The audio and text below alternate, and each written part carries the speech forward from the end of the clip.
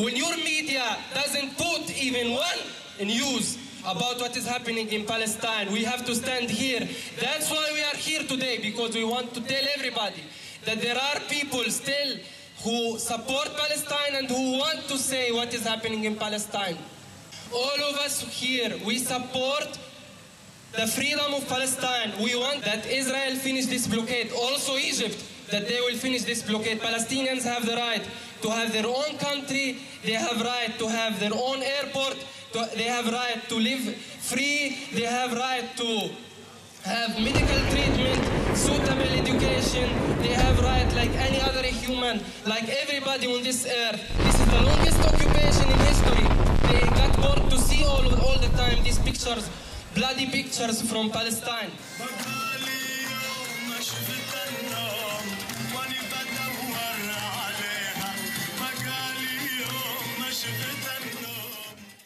Palestinians, they have the right to resist. This is just a symbolic way to say no for occupation. 65 years and nobody cares about what is happening in Palestine. Our kids are dying. Our families in Palestine are dying. They killed them many times. Some people, they came here for medical treatment and they went back to Palestine. They killed them the first time. They shoot on them rockets, they lost legs. Second time, they killed them, they didn't allow them to have medical treatment. Third time, they killed them forever. They are killing us every day. They are killing us, and then they don't want us to speak. We have right. This is our country. And we want to liberate Palestine. We want all of us to stand with Palestinians. Egyptian-Israeli ceasefire offer is to continue the siege, the starvation, strangulation, and the ghettoization of Gaza.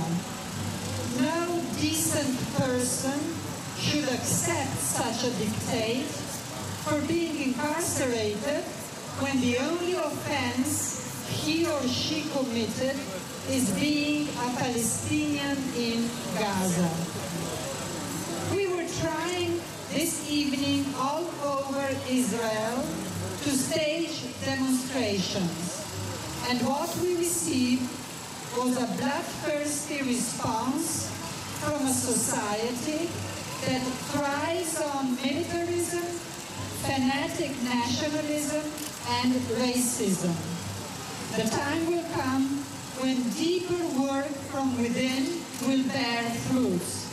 But now we need, as never before, a strong BDS campaign and an insistent demand from our politicians and media to show a modicum of decency after more of a century in which they ignored the Palestinian suffering and provided Zionism and Israel immunity for their policies against the native people of Palestine.